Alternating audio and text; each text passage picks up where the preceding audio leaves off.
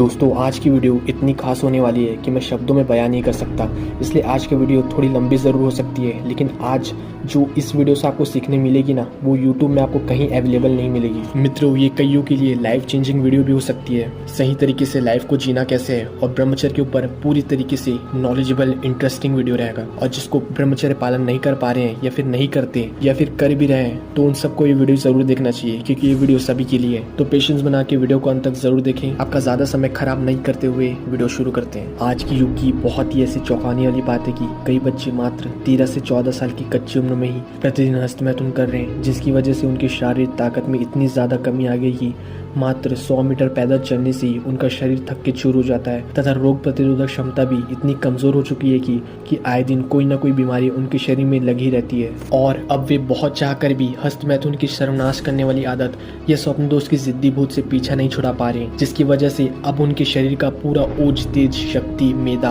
आदि सब दिन ब दिन नष्ट होता चला जा रहा है और वे असमय बुढ़ापे की ओर जा रहे हैं। सबसे पहले ये जानते हैं कि हस्तमैथुन की गंदी आदत और स्वप्न दोष की बीमारी से जुड़े विभिन्न डॉक्टर, आध्यात्मिक व वैज्ञानिक महत्वपूर्ण पहलुओं को। मशहूर डॉक्टर केलाक का कहना है कि मेरी संपत्ति में मानव समाज को प्लेग, चेचक तथा इस प्रकार की अन्य व्याधियां और युद्ध में इतनी तक हानि नहीं पहुंचती जितना हस्तमैथुन से इस प्रकार की बेकार चीजों से पहुंचती है। हस्तमैथुन की गंदी आदत से मात्र कुछ मिनटों में अपनी बेशकीमती धातु मतलब कि वीर को बर्बाद करने वाला अधिकांश युवक समझ नहीं पा रहे कि खाए गए भोजन से वीर बनने की प्रक्रिया कितनी ज्यादा लंबी और जटिल और दुरूह है। श्री आचार्य सुश्रुत ने इस बारे में लिखा है,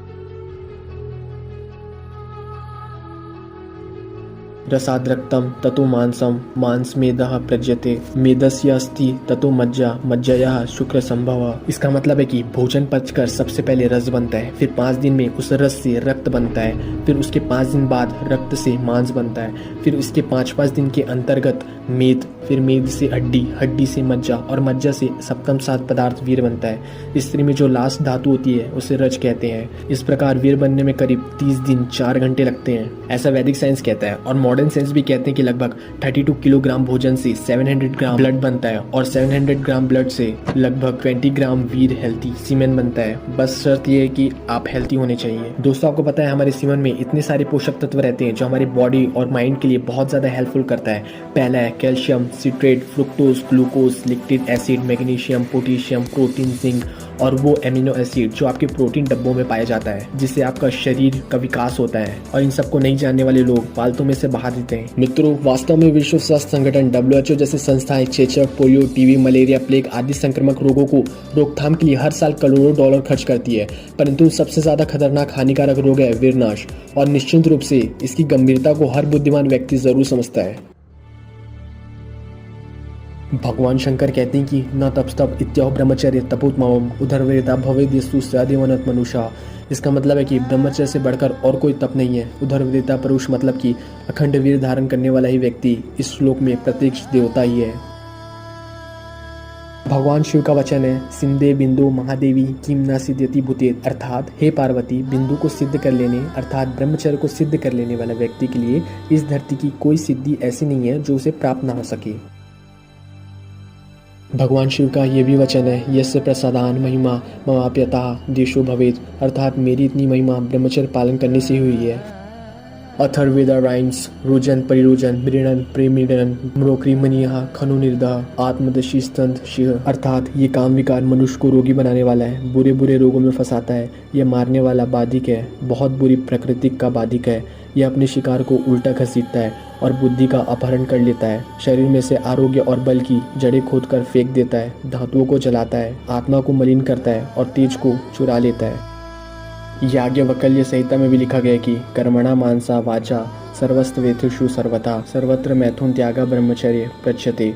इसका मतलब है कि ब्रह्मचर्य वह है जिसमें क्रिया से ही नहीं बल्कि चिंतन और कथन श्रवण से भी कामुक प्रसंगों को परित्याग किया जाता है। आयुर्वेद के आदि ग्रंथ चरक संहिता में भी ब्रह्मचर्य को संसारिक सुख का साधन ही नहीं मोक्ष का दाता भी कहा गया है। सत्ताम उपासनम सम्याग सताम परिवर्जनम ब्रह्मचर्योपवासच नियमाश प्रतिविधा। इसका मतलब है कि सज्जनों की सेवा, दुर्जनों का त्याग, ब्रह्मचर्य, उपवास, धर्मशास्त्र के नियमों का ज्ञान और अभ्यास आत्म साक्षात्कार का मार्ग है। वीर रूपी बिंदु का संबंध पुराणों में से भी भी कहा गया है, मरणम बिंदु पातेन जीवनम बिंदु धारणात, बिंदु का पतन मृत्यु तथा बिंदु का धारण करना ही जीवन है। फेमस डॉक्टर निकोलस कहते हैं कि वीर को पानी की भांति बहाने वाले आजकल के मूर्ख युवाओं को शरीर को भयंकर रोग इस प्रकार घेर लेते हैं कि डॉक्टर के शरीर में जाने के बाद भी उनका उद्धार नहीं होता और अंत में बड़ी कठिन विपदाओं का सामना करने के बाद असमय ही उनको अभागों का विनाश हो जाता है। प्राचीन समय में बड़े बुजुर्ग आशीर्वाद देते हुए कहते थे कि वीरवान बनो। वास्तव में वीर से ही वीर शब्द की उत्पत्ति हुई है। वीर के अंदर कल्पना से भी परे शक्ति है। जब ब्रह्मचर्य के द्वारा वीर रक्षण किया जाता है तब व्यक्ति के अंदर आश्चर्यजनक शक्ति उत्पन्न होती है।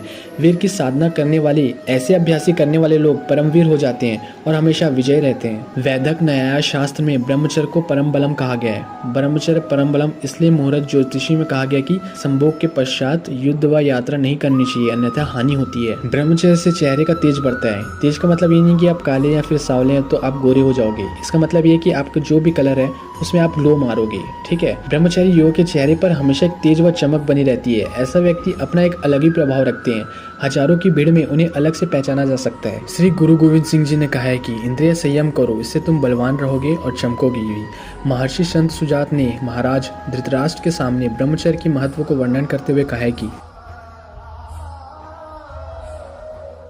नैतद् ब्रह्मत्वनिर्लाभ्यं यन्मा पृच्छन्ति हृष्यन्तं बुद्धो विलेन मानसी प्रचिन्त्या विद्या ही सा ब्रह्मचर्य निलाभ्य। इस श्लोक का अर्थ है कि राजन, आपने मुझसे जो ब्रह्म विद्या के विषय में पूछा वह त्वरायुक्त मानव को लभ्य नहीं है। मन प्रलीन होने पर बुद्धि में वह विद्या अवभाषित होती है। ब्रह्मचर्य से ही उसको प्राप्त करना संभव है। ब्रह्मचर्य की इतनी प्रचंड महिमा की वजह से ही परम आदरणीय हिंदू धर्म में स्त्री पुरुष को 25 वर्ष की आयु तक अखंड ब्रह्मचर्य का पालन करने को कहा गया है। मतलब 25 वर्ष की उम्र तक किसी भी तरीके से वीर्य रज का नाश नहीं होना चाहिए, चाहे वह हस्तमैथुन हो या पत्नी के साथ सहवास। इसलिए हिंदू धर्म में 25 वर्ष के बाद ही विवाह करने को कहा गया है, क्योंकि 25 वर्ष की उम्र तक में अगर वीर्य रज शरीर में भली भांति पकने दिया जाए तो फिर शादी के बाद मैथुन करने से भी उतनी तेज बुढ़ापा नहीं आता जितना तेज 25 वर्ष से पहले वीर को नाश करने में आता है।